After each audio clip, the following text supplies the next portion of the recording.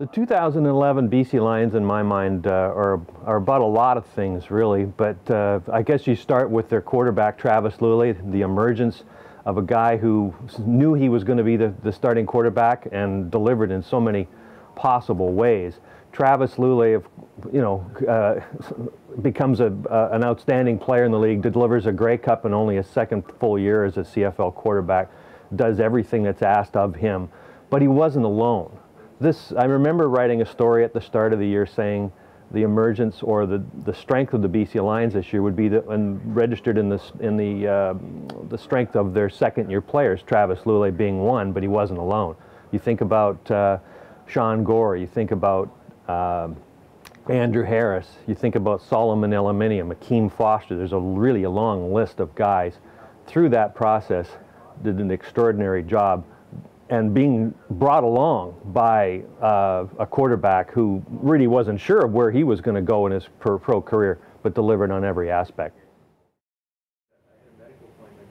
Yeah, the storyline they manufactured. I mean, if you were going to try and flog that in Hollywood, you wouldn't get past the first meeting, starting off 0-5, 1-6, the legendary head coach in trouble.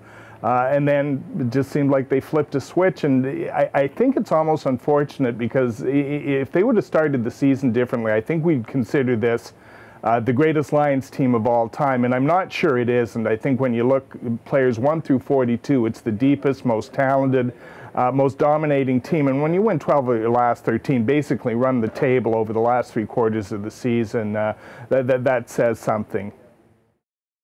Hey, you know what? You can look at this team and point to the BC Lions and say, hey, you can come back from adversity. You can come back from a losing record. This team is going to go down as more than just a Grey Cup winner. And I think that, like I say, name a Little League coach who wouldn't look at the BC Lions and remark about the way that they hung in there at a time of halfway through the year when they thought all was lost. But they somehow plugged away, dug themselves out of the hole that they had and became a champion. That goes well beyond what you can accomplish on a football field.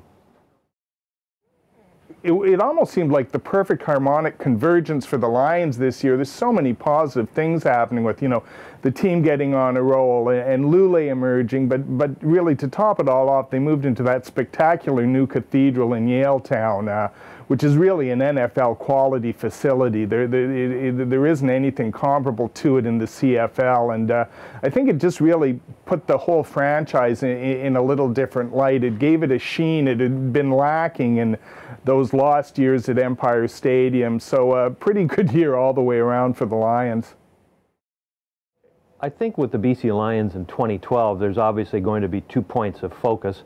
One, of course, will be their new head coach, Mike Benavides, taking over from Wally Bono, taking over from a legend, a guy that has had hands-on on every aspect of the BC Lions for the last 9 years. How does Mike Benavides work under that relationship, or with that relationship that he has with Wally Bono? Well, I think all things being equal, and assuming Benavides is up for the job, I think the real question with the Lions is the degree to which the NFL is going to impact its roster.